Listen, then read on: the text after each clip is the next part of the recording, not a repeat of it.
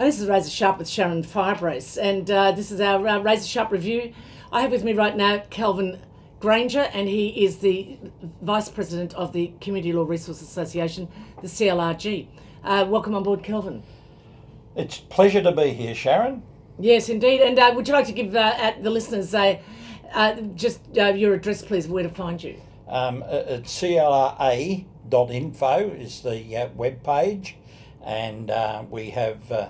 they'll find out on that web page where all our meetings. There's one tonight, for instance, at Burwood, Unity Hall in Burwood, in Renown Street.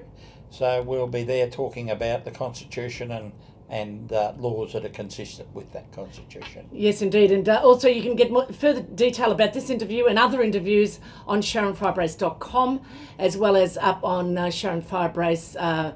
Of course, Razor Sharp is our selection, and Sharon Firebrace YouTube. So you can get further detail and further information. But anyway, Kelvin, let's look at it today. We're looking at some very serious matters and very serious issues that really involve this country. And of course, our big concern is the fact that we're now heading right into an election, which is a federal election, and it's the federal election 2016. But it appears as if the government, that is Mr Turnbull and the Liberal National Conservative government, are very badly prepared, ill-prepared for this very important election, wouldn't you think? Well, they don't seem to have their proposed budget at all advanced. In fact, it seems to me to be quite a serious lacking on their behalf. They seem to be keen to fly kites, but they don't seem to be keen to put anything solid that the people can talk about and digest. They just seem to be flying, or floundering is probably a better word, from subject to subject without seeming to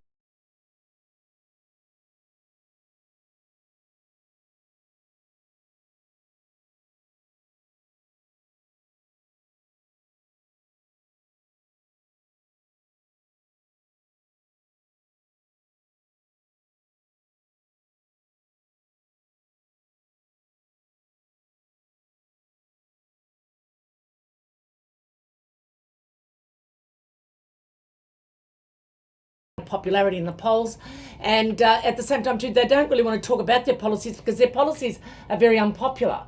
And at the same time too, after Parliament last week, now we're seeing that our Prime Minister's gone missing. He's actually up, talking about missiles, submarines and what have you, but a very serious event happened in our Parliament, did it not, in terms of the almost misleading the public, misleading the Parliament, Mr Turnbull.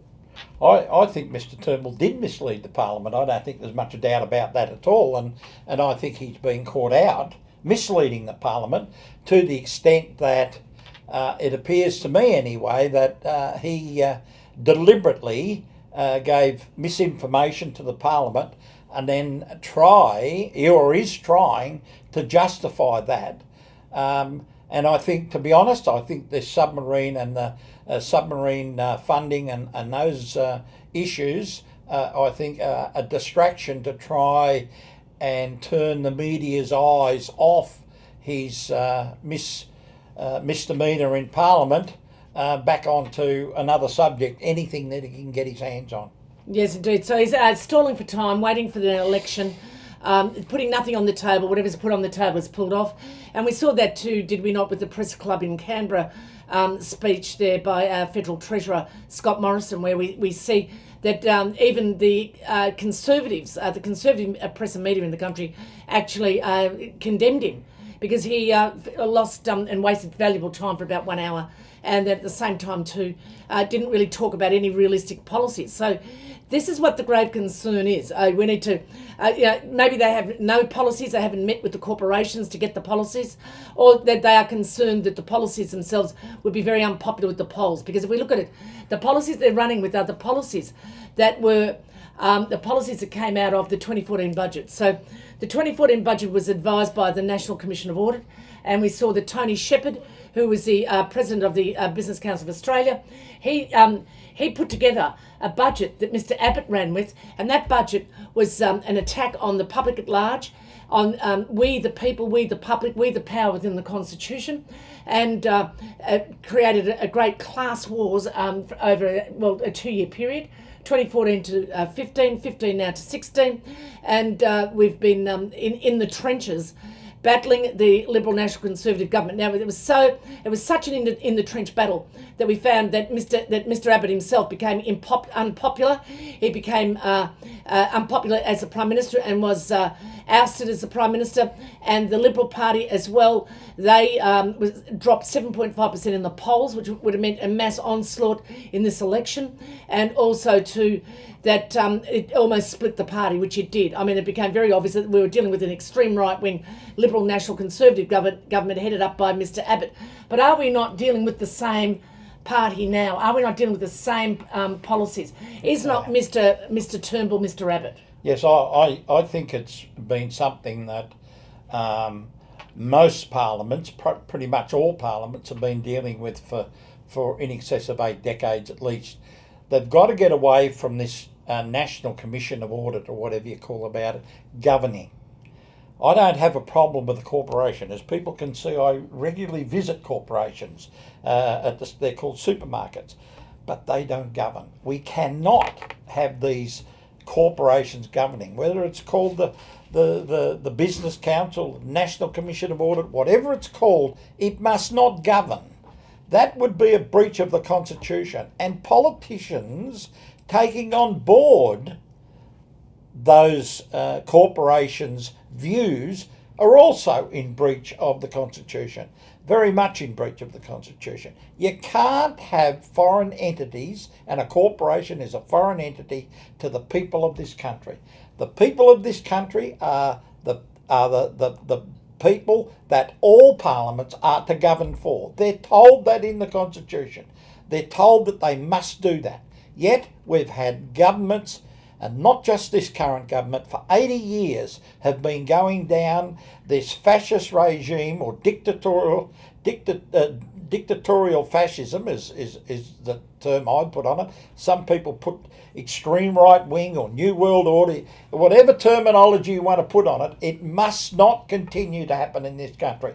We're a democratic country. We must not go down this fascist road. We must stick to being democratic. We must go back to the Constitution, understand what's in that Constitution. That includes almost all parliamentarians, and start to govern according to the Constitution and govern according to the wishes of the people.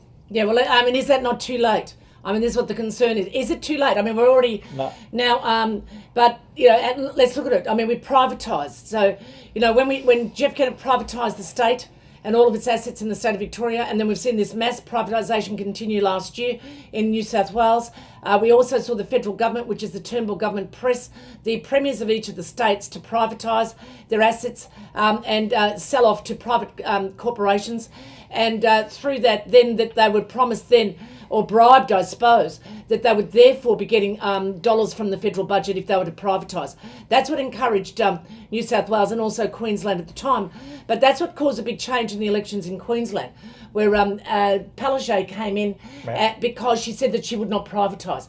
The people and the public do not want to privatise, but this is the change agent. The privatisation dips, it allows the corporations in, they buy their way in. So they haven't come in militarily. As you said, I mean, it's a fascist dictatorship. But why is it a dictatorship and why is it fascist? Let's look at it. As soon as we allow, as the Constitution says in section 44.1, if we allow any type of foreign interest, foreign allegiance, foreign dedication, allowing them in the decision-making role of the country, and that's outlawed in the Constitution, that's where exactly even Mussolini said, and he was a fascist dictator in World War II, along with Hitler and along with Franco of Spain. And they said that when it's when the corporations merge with the state, that you have the state power, the state control. You have the state of fascism. You moved out of democracy into fascism. It's got to be Wake Up Australia on this issue. It means that, I mean, it's no use pretending or wishing or hoping that it's going to change. It's that there is so much, it's a dictatorship based on profit. So, you know, we've seen the states privatise. Privatisation has been the change agent where you've had it and now we've got it. And if they are actually running these entities, the corporations are running our gas, electricity, our water, our bus, train, rail, our ports. Now that's for negotiation here in Victoria. And now we see even here that they're talking about even our private sector push to remove the public service. Now, they're going to take over the public service. Now, this is discussions with senior Qantas, ANZ, Telstra and Australia Post executives are moving in to meet with key high-level managers within our government to be able to talk to them about making our government more business-like. Now, can you have such an arrangement in a constitution and a democracy? No. The Constitution is very clear, as you just said, 44.1 prohibits foreign powers having an influence. But I'd just like to go back to this privatisation. The people in Australia, the mums and dads of Australia, pay tax to the federal government, to the state government. They pay that tax to receive certain services. The moment a parliament privatises anything, it's shifted the responsibility from the government funding that whatever we're talking about, that service or program, that service or program, back on to the user of that service or program. So the government is very cleverly shifting the responsibility away from themselves back onto the people. But the people are paying taxes to receive those services. So it's a double tax. It's a double dipping all the time. It's a double tax, a quadruple tax on the public and the people. And that's why the cost of living is getting so high. Indeed. That's exactly right. And that then escalates that cost of living to a stage where a lot of mums and dads have got to work 2-3 jobs just to make ends meet. It's absolutely ludicrous.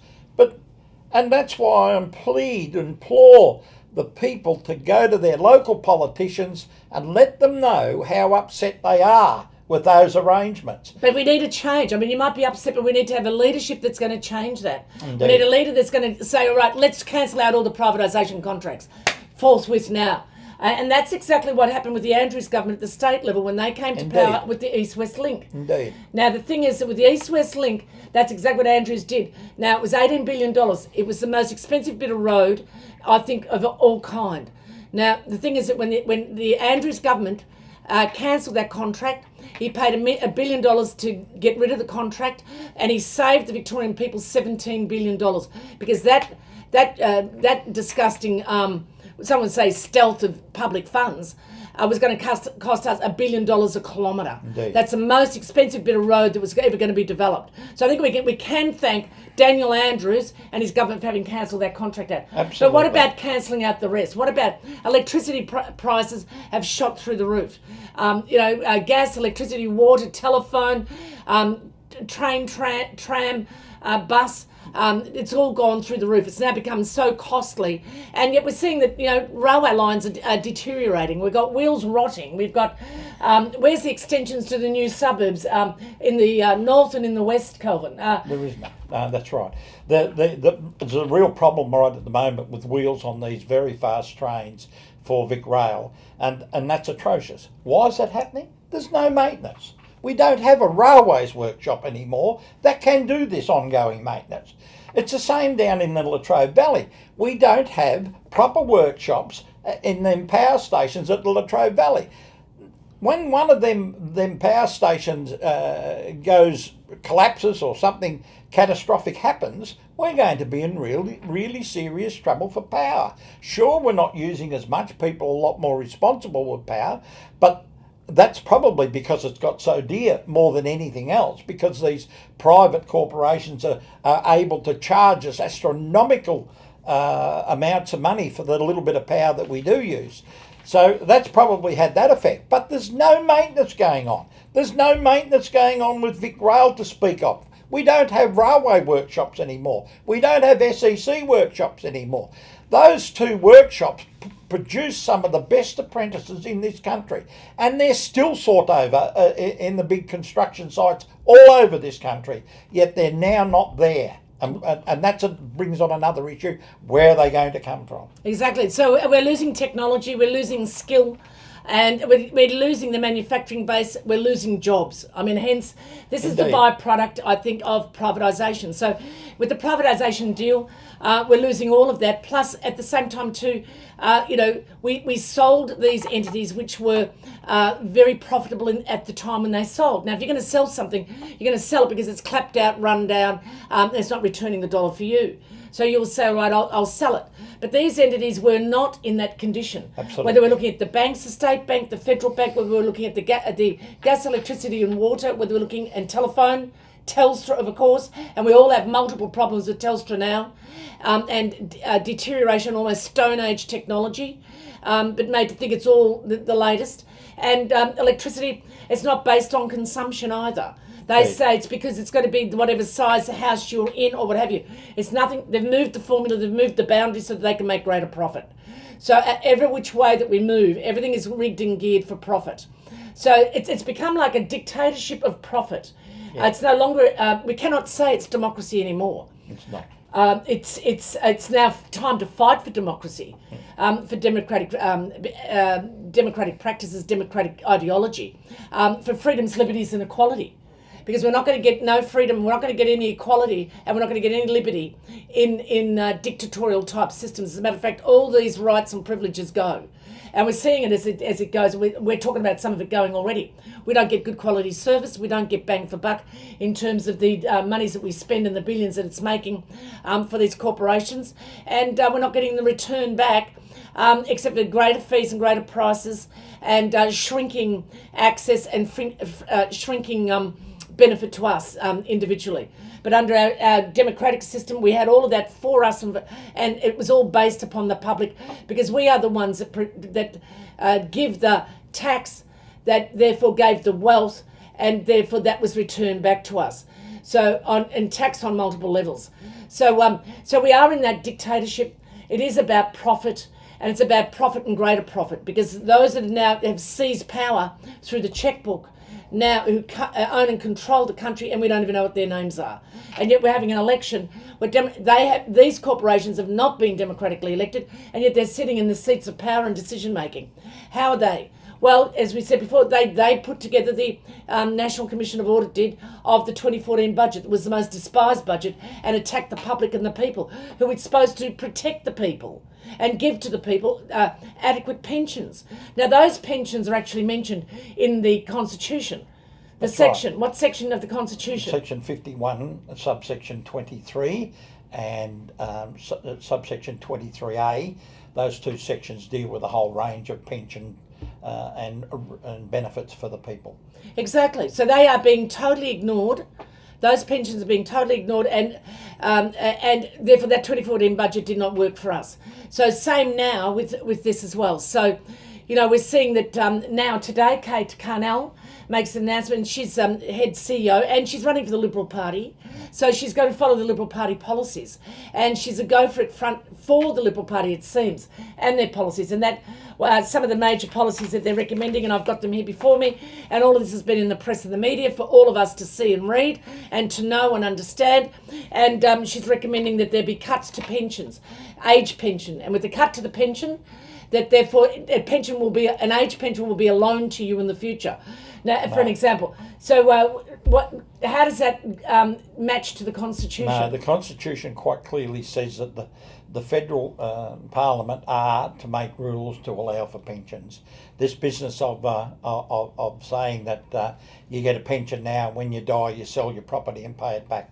The Constitution does not provide for that at all. In fact, it's very clear. Section 51(23) of the Constitution is very clear on that matter, and Kate Carnell should get off her obvious ignorant soapbox and start to let politicians make laws in this country or make rules.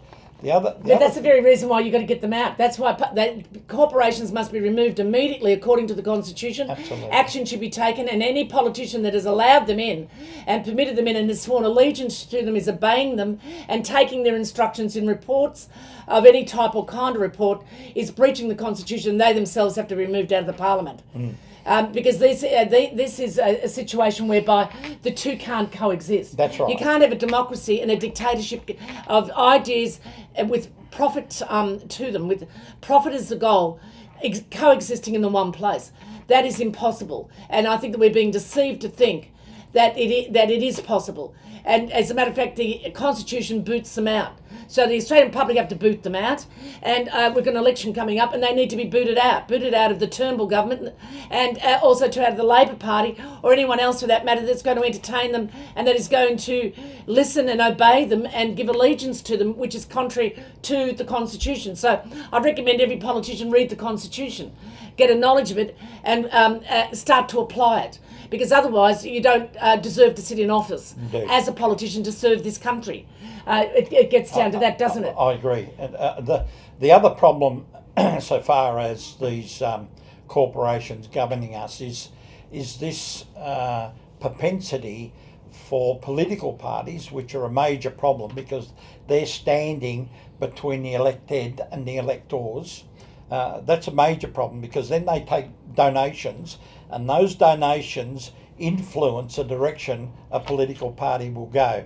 For instance, in the coalition, the major donors are these property developers and these kind of people. Now, obviously, they don't donate money to a political party because today's Wednesday. The only reason they donate money to any political party is if they're going to get something in return. It's preposterous to think that a political party is just going to receive these donations and not be beholden to them for those donations. It's just beggars belief that anyone for 1 second would think that. And political parties then, because they're taking those donations, then have to act upon those donations, and there again you've got another level of corporations governing.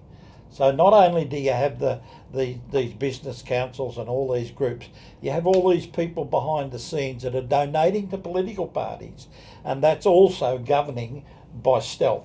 And that's, again, a breach of Section 44(1) of the Constitution. And as you said, all politicians should read the Constitution and understand the Constitution. And if they don't, then, criminal charges should apply. And they should make this a criminal issue, that is donations to political parties. And we also need to have the ICAC, equivalent, and that is the Anti-Corruption Commission operating at the national level. Yes. Now, we've got that in each of the states. They've needed to have one in New South Wales because of the level of corruption.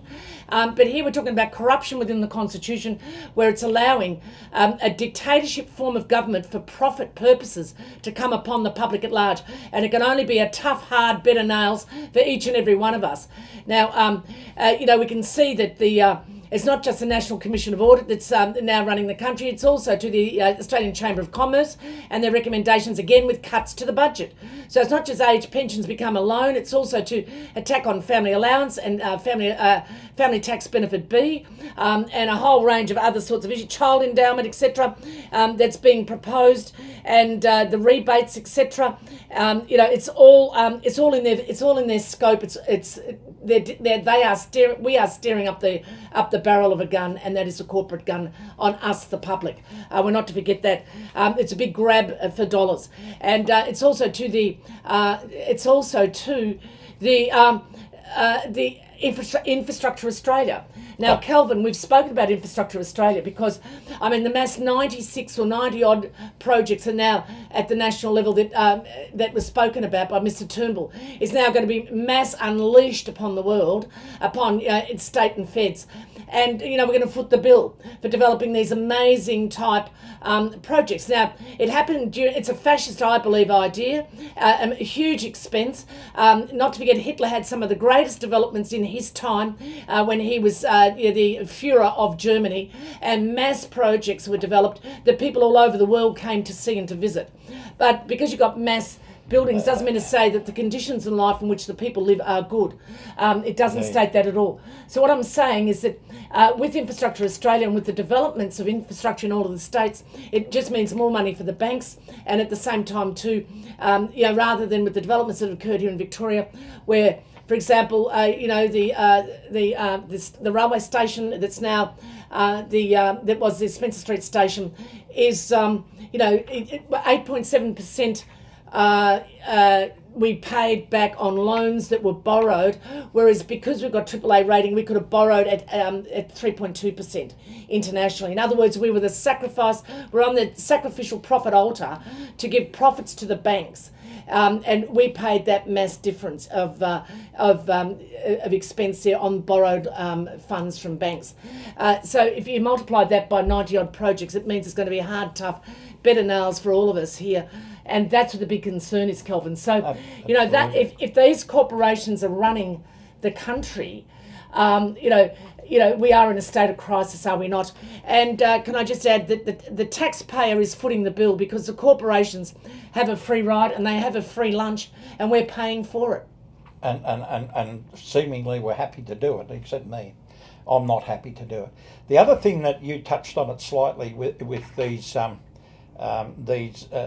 mainly state governments building infrastructure, and you just touched on it. Every time a state government builds infrastructure and privatise it, like the East-West Link was proposed to be, that costs the people of Australia about 3 times more than what it would if the state government was to borrow the money and build that. As you just said, the interest rates are about a difference of a factor of 3. So it's fine to say that the state's not in debt, but the people of Victoria are in debt, and it's the people of Victoria that have got to pay it.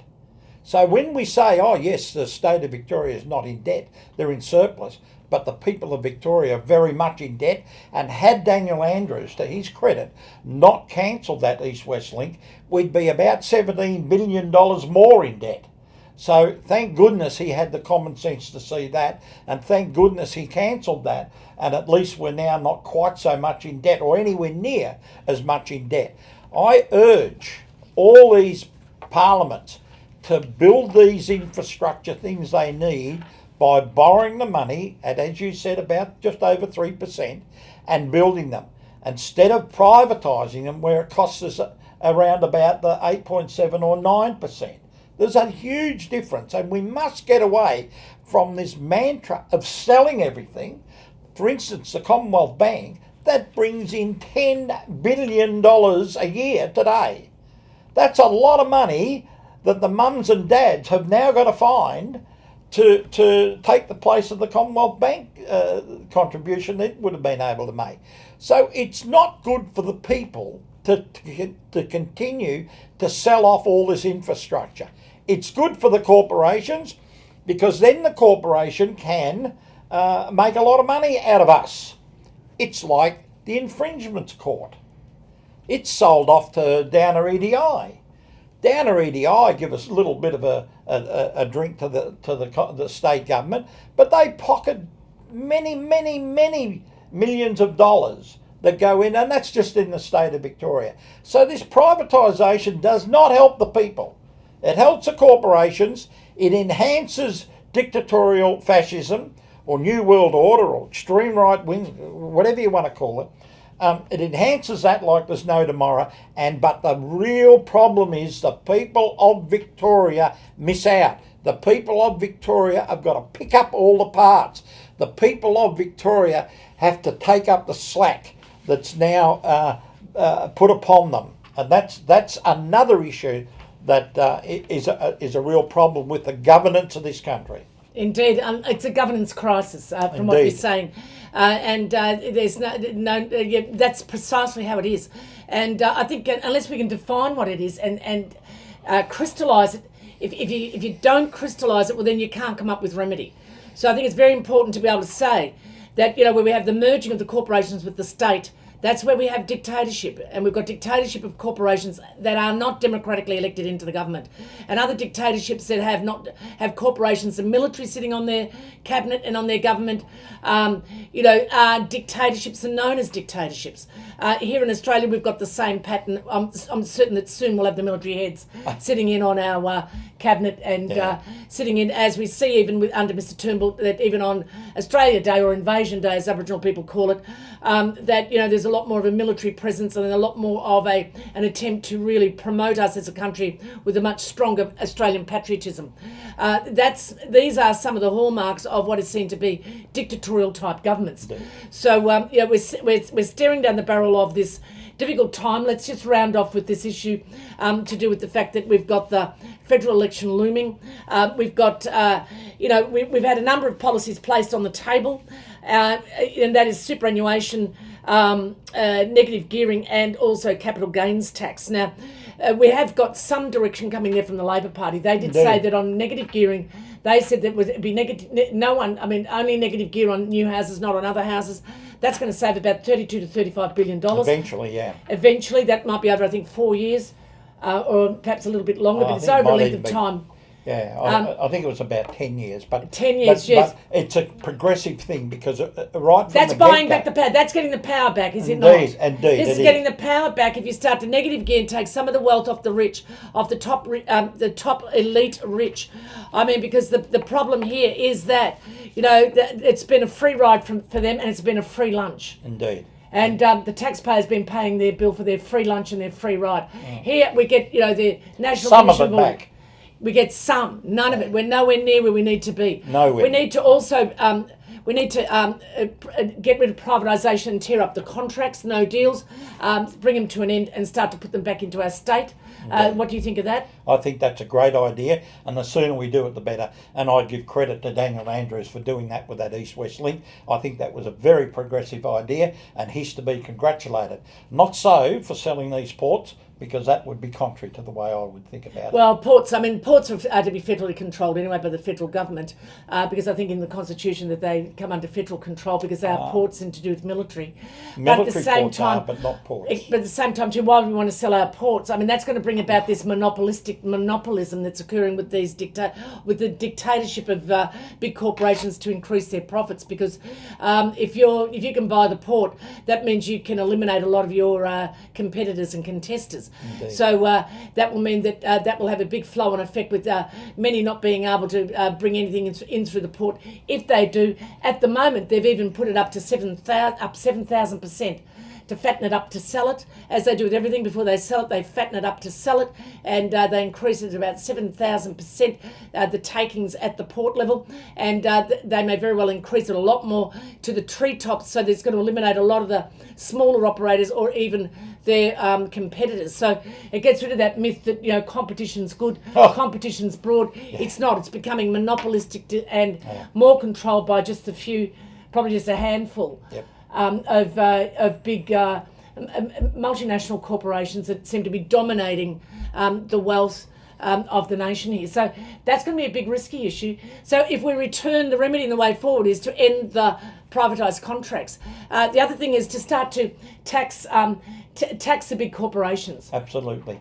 And to that end, I congratulate Kevin Rudd, who at least recognised that the major corporations, well, there's two factors. The big major corporations, Kevin Rudd wanted to tax their super profits. In other words, he wanted to get into when they were making extreme profits. And then, of course, there's the other issue where we'd like them to pay some tax.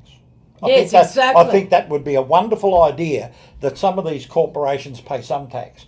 And on that very point, I mean, there's 600 companies that are not paying tax at all. And that's amazing. And they are acting like they are the government, because only the government doesn't pay tax. So, I mean, is that not a statement that they are the master, and we, and even our government, are the servant? So they've turned the servant-master situation around. Indeed. So we've got to start to tax them, and we've got to assert this power upon them, and we need to use our laws. And they say that they're doing it legally. Well, how can it be legal not to pay tax when our Constitution says they must pay tax? It beggars belief to me how it's legal. I understand that a lot of these corporations try to minimise their tax. Most mums and dads do that. But there's a big difference between trying to minimise your tax and not paying tax.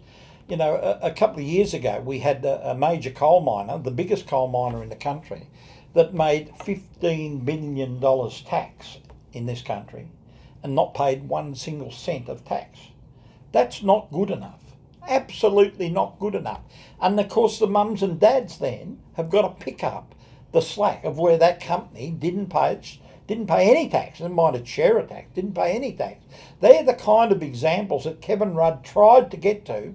And he was chopped off in the middle of his prime ministership. Well, you had this, exactly. You had this mainstream media that absolutely crucified him. But who was behind him, really? Because, I mean, let's look at it. because Kevin Rudd was terminated overnight like that because he was bringing in these super profit tax on the miners, and not just that too. It was also the pollution tax, the carbon tax as well, and. You know, the big concern was paying the tax. But I mean, this is corporations getting a free ride, getting a free lunch. Well, if they don't pay the carbon tax, we pay the carbon tax. Someone's got to pay for it. At the end of the day, it has to be paid for. If the polluters aren't paying for it, we're paying for it. Precisely, because that's got to be paid to at the United Nations global level. That tax, so it's not as if no one's paying the tax. Of course, we are paying the tax. So, I mean, corporations are getting a free ride, they are getting a free lunch, and it's all being paid by the taxpayer. So, you know, they've tried to switch the story to, welfare bludgers, welfare people. Now, you're going to your age pension is now going to be a loan. Now they're going to bring in the free, healthy welfare card that they tested and tried on Aboriginal people, which is a big question and smells of abuse of human rights. An introduction of eugenics, which is race related and also class related, because it's swept from Aboriginal people now onto low income people, poorer people, non-Aboriginal people, white people too, are coming up against these very same laws. So what are they? So therefore, these are these corporations that have had a free lunch and a free ride, bringing these attacks on we, the taxpayer that's paid for them to have all their privileged class, and to create a greater divide and a greater elitism and a contravention of equality in this country. It's also, just to do it to the Aboriginal people, is a breach of the Constitution. You can't deal with a group of people differently than the whole lot.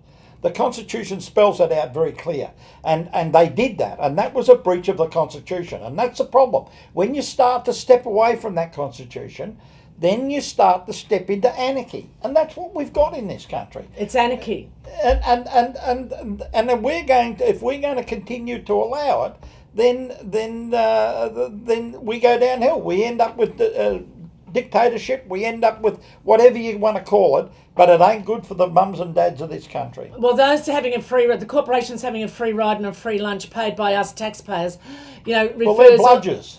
They are the bludgers of the nation, and not the hard-working and those who worked all their lives for their age pension, that therefore deserve their retirement, to now say we're going to seize it off you and you're going to be on a loan. We're going to commit you to further trial, further hardship, even to your days of death.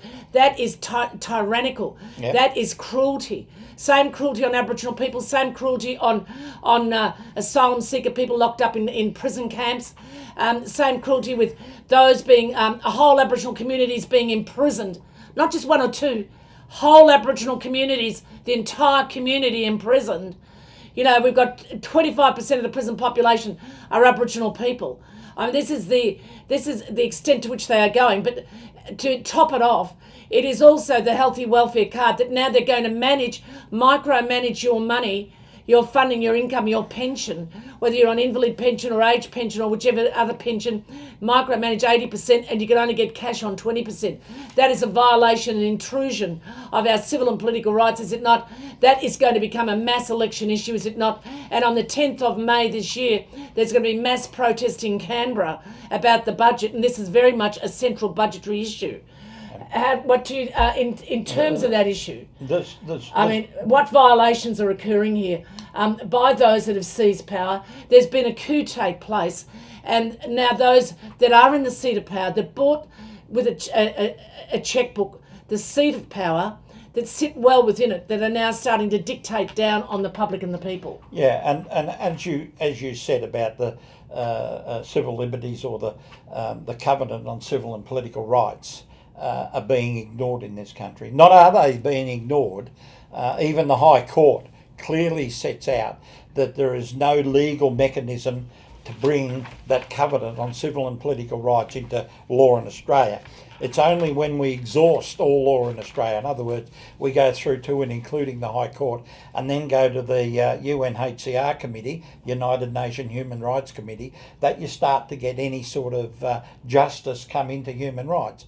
And parliaments in this country just don't even care the slightest little bit about human rights, but they'll tell you different. They'll tell you very different.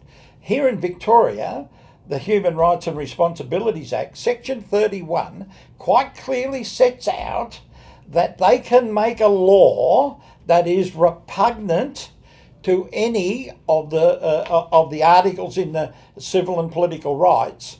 So Section 31 of that Act that I just mentioned, the Human Rights and Responsibilities Act, allows the current Parliament of Victoria to make a law inconsistent with the Covenant on Civil and Political Rights. So not only do they don't care, they create laws that allow them not to care.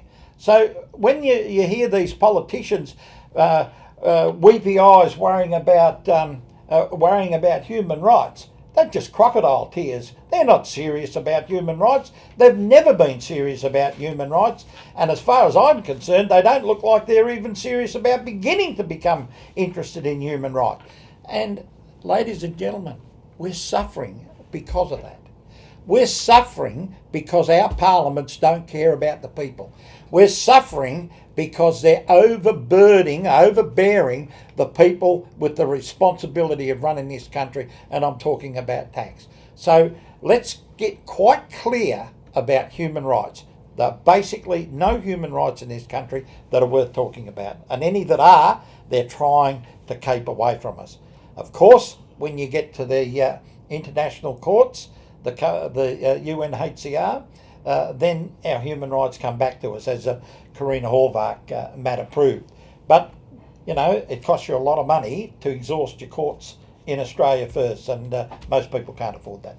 No, we're finding that elements of our democracy are crumbling, and that is the independence of the judiciary, as well as the executive, and as well as the politicians that we elect to represent us. The only policies that they can put forth are the ones that they've actually got from us, the public, and those of us in their electorate. That's all they can speak to. They have no mandate to speak on anything else but that, and not even on the party position or the party policies.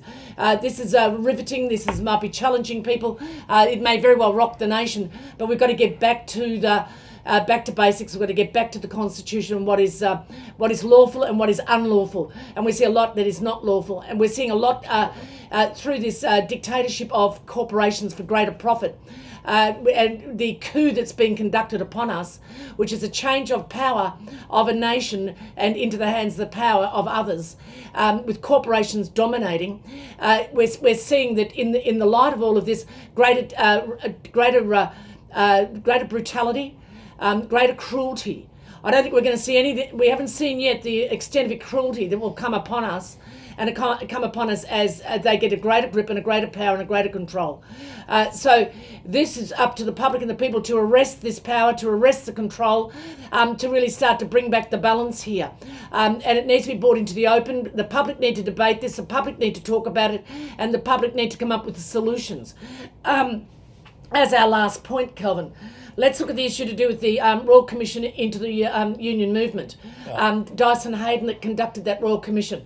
Let's see it, because the big concern about this, just as we sort of chomp away at some of the major points here, is the attempt by the Howard and Abbott government, as we've progressively seen the changes upon the union movement and upon the worker. So at the base of the attack on the unions is not attack on the unions, it's attack on the workers. Because who do the unions protect? The workers. Who are they? 10 million people that work each day, that are getting lesser wages. We've seen there's less numbers of full-time jobs. We've seen an increase of 8.7% of part-time jobs. We've seen now in the family both mum and dad working. That's had enormous social implications.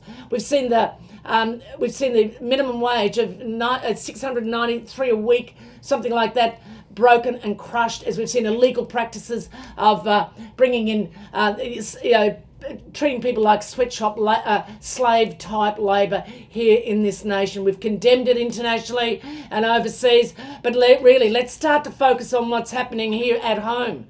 And the union movement have come under the spotlight, and even alleged trumped up charges against them in this Royal Commission with a trumped up judge. That's had association, as the media showed and illustrated, with Mr. Dyson Hayden, with his associations and his connections to the Liberal Party. Yeah. So it's looking like it's a political attack. It's not a Royal Commission independent attack on the union movement. What's at stake here, Kelvin, in the future? The problem with the Royal Commission into unions is that the Commissioner himself was not beyond reproach. In other words, and Dyson Heydon himself, when he was a High Court Justice, said that justice has got to be seen to be done and be seen to be above any kind of influence. And yet Dyson Heydon quite clearly was not abiding or not complying with his own set of guidelines or set of rules for himself. And Dyson Heydon made that Royal Commission into the unions, which, as you said, was a trumped up thing by Mr. Abbott to try and discredit the Labor Party. It was nothing more than that. It did nothing to deal with unions.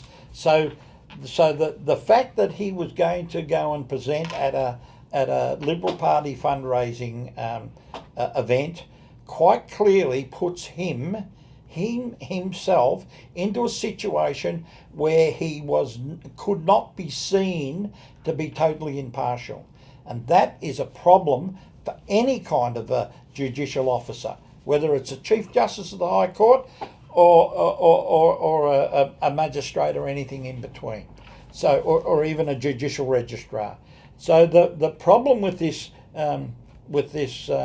inquiry into the unions is that the actual commissioner himself was not above being fair. He could easily have had that connotation and has that connotation put on his head, and he can't get away from that. So now that Royal Commission has to be seen to be nothing more than a witch hunt driven by Mr. Abbott and complied with by Mr. Dyson Heydon. Yes, so I thought, as far as I'm concerned, it's pretty much a non-event. Yeah. So I mean, but what really does the Constitution say? I mean, I only need to see Justice Gageler saying, and Justice Latham saying that if it's outside the Constitution and there's no, in this case, Dyson Heydon's breached the protocol, breached the rule, it's no law at all. It's not to be obeyed. Yeah. If any Parliament makes a law that is inconsistent with the Constitution, that law is what we call ultra vires, meaning it's made outside of power. That every Parliament requires power from somewhere to make laws, and that's what the Quick and Garran quite clearly says, that if a law made under the Constitution is fine, as soon as they make a law outside the Constitution, it is not a law, and all of the people are entitled to disregard it. Which means that they're not expected to perhaps even, how far do you take that? Well, turn up at the Royal Commission? I mean, they thought this was a outside of law. He was biased and discriminatory. I mean, why turn up at the Inquisition? I wouldn't have turned up at that Royal Commission. I would have said that the law that they're relying upon to force me to turn up at that Royal Commission is ultra vires, and former Chief Justice Latham in 1942 quite clearly set out that a law that's made outside the Constitution is not a law, and again he said the same thing, that everybody's entitled to disregard it. So laws have to be made within and under the Constitution. The second they go outside of that, it is not a law and you can't apply it to the people. Well, there we are. So and that's exactly what the union movement did do before, is that they would throw the issues out. So in which case, what we've got here are critical issues concerning this nation. And what we're talking about is the workforce of the nation, which is the wealth of the nation. And what drives it is the GDP of the nation, which is what the workers make and create. So the Royal Commission and the laws governing everything that we do is the Constitution. Now, we need to get back into the Constitution and ordered according to it. We can't be the law of the jungle. But what's being proposed here is now that there's been proposed, alleged, trumped-up charges against the leaders of the CFMEU. There's trumped-up charges, they believe, and it's stated that they're trumped-up charges. They aren't real charges, that they're acting within their duty as union representatives. But there's an attempt to bury the leaders, to jail the leaders, to destroy the leaders, and to destroy the unions. Now, This is what Hitler also did, and this is what fascism did in World War II against the union movement. We must never forget this.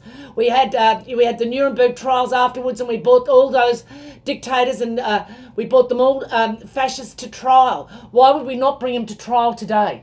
Why are we not bringing them to trial in a democracy in 2016? Because we don't have adequate courts that are prepared to do it. And that's a shame on the judiciary. That's a blight on the democracy of this country. We must start to have these class actions and start to bring them under the microscope a lot more and start to make sure that they're held accountable. We need our judiciary to start to work properly. The judiciary is blindly following laws made by parliaments that are outside their authority to make those laws. And the judiciary have got to start to wake up to that, do their job, and start to look after the people of this country, not the parliaments of this country, because the Constitution's quite clear. The Constitution is there to protect the people from marauding parliaments, and that's the role of the Constitution. But unfortunately, not enough of us read the Constitution and understand. Well, I mean, to the extent to which we do not read the Constitution and do not have a knowledge of it and do not apply it, to that extent we will come to destruction. We are warned of this. And this is where the pain will set in. It's how much of the pain we can endure. This is the big issue. But they've been given a free ride so far and a free lunch. The big corporations, and it's all been paid for on behalf of the taxpayer. It's going to stop and cease as the people and the public wake up and start to apply the rules that are within the rule book. The other concern about the union issues and the Royal Commission is the fact that the Turnbull government, the Abbott government, Turnbull government, they're on the same policy, they're on the same page here. Mr Turnbull is following on with Mr Abbott's policies. He's not renounced any of this. He's not renounced the asylum seeker abuse. He's not renounced imprisonment of Aboriginal people and eugenics and against Aboriginal people, and also to the basics card, the healthy welfare card that's now going to impact the spending on every individual. He's not renounced any of those. This is extreme right wing. This is like a fascist type approach to and policy approach to governance in this country. But let's look at the ACCC, which he wants to bring in. Now, with the ACCC, the big concerns, and we've had some follow-up on this, is the fact that with the ACCC, it's being proposed, but in its being proposed, it's like the Star Chamber trial. Let us be real on this. Let us understand what's being proposed here. People will be summoned. They'll be brought to trial. There'll be secret holdings of secret meetings regarding them. There will be all sorts of practice to spy upon the unions and also to spying upon the workers. Surveillance put in place. And I would argue we've even got the ACCC in operation now. We've even got the Stasi police in operation through the corporations and those in your job contracts that have been drawn up, that you're being watched and surveillanced upon at night and when you're on social media and when you're up on Facebook. They are starting to dictate down on you in your after hours when you're not even on the job. That is Stasi policing. Let us understand this. This is the ACCC. This is Star Chamber trial. This belongs to those dictatorship type nations. This does not belong in a democracy. Our freedoms and our liberties in the workplace should be free and in all liberality, without any spy force upon us and any impingement by the corporations upon us.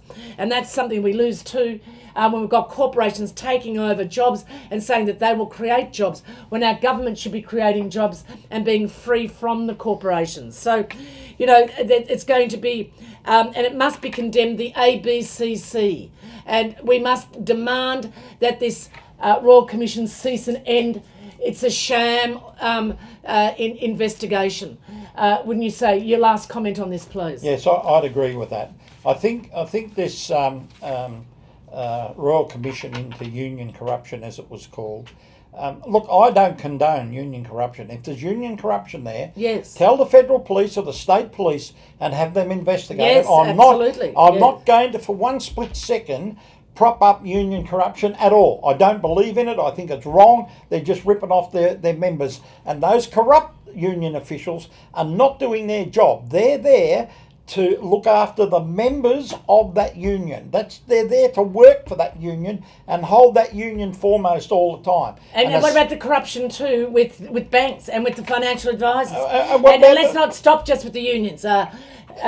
Exactly, the building organisations that are allowing this corruption. The building commission and the way they changed. And what happened to the building commission that had 30 corrupt officials and that changed all the standards to buildings? And we've got skyscrapers down here at Melbourne at the port that are built out of fire-intense material. And built out of material that is illegal and unlawful in this country. How did that get passed? Why is that not under investigation? Exactly. And what about these big corporations that were supposedly party to handling some of the material to these corporations? They couldn't have the supposed alleged corruption that the union officials are supposed to have done also could not have been done without the cooperation of the corporations and the big property developers. Why aren't they under the gun, and why have they not come into inspection here? And also, if you're going to have a Royal Commission here, Kelvin, what about the 100 men and I would say women as well that have died on work sites in this place, in this country, here in our industry, and not one of those was investigated by Dyson Hayden? Yeah, that exactly right, or a Royal Commission into that. Another very good example of what you're just talking about, we can't even build a fire station in this state. We built a fire station in Glen Iris, and the floor's that poor, we can't drive a fire truck into it. What sort of a setup have we got in this country, where we've got these private people, not accountable to anybody, running the show and can't even build a floor to take a fire truck? I think that's absolutely despicable, and that's a very good example of the kind of misbehaviour that we're talking about here, Sharon. Yes, well, they've had a free ride to date. They've had a free ride and they've had a free lunch, and the taxpayers footed the bill for the corporations to run amok, to bring about these false trials, false Royal Commissions. Well, it is false because, as you said, it's been struck out already. And the problem with all the, of course, corporations' dominance in our government, as well as within all of our operations, as well as in our private sector moving in on our public sector, as well as the pharmaceuticals changing as well, I'd add that, as well as the deregulation within the universities. And I think Sydney University is a case in point of the businessising of all of its operations, and not even elections being held internally, like state government, not elections held, and secrecy in state government as well. At the local government level, property developers meeting with the councillors to make decisions about lands in secrecy without the public. All of this is all corrupt and must cease, and we must get back to a regularised standard within the Constitution, and they must be brought to trial, and people must be sent to prison. And we need more white-collar prison imprisonments in order to eradicate and to exterminate this corporate. Make them accountable. It's called accountability. And no one is above the law. Corporations are not above the law, and they've not been democratically elected, and they are not to be in our government. I want to thank you very much indeed for joining me today, Kelvin Granger. It's an absolute pleasure, Sharon. And for sharing with us, listeners, sharing with us just what has been concerning the nation. We've got a federal election coming up, and we certainly hope that this will inform you so that you can make a better and more informed decision to keep before you and foremost before you the greatness of this nation, and that we in the people and the public in this nation are the people that will keep it in the direction. We need public policy. We don't need corporation policy. Thank you for joining me.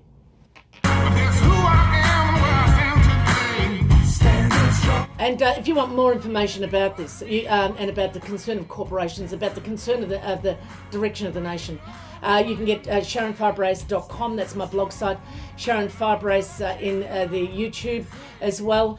You can also get Kelvin Granger on clrg.info, www.clrg.info, and go to our website and you'll find out a lot of information there. And also too, you can find out about the meetings that occur there, and you can see on my show razor sharp radio interviews, current affair interviews. You can meet there with a number of other people that join us on a regular basis. Australia is speaking out, and you've got to be part of it.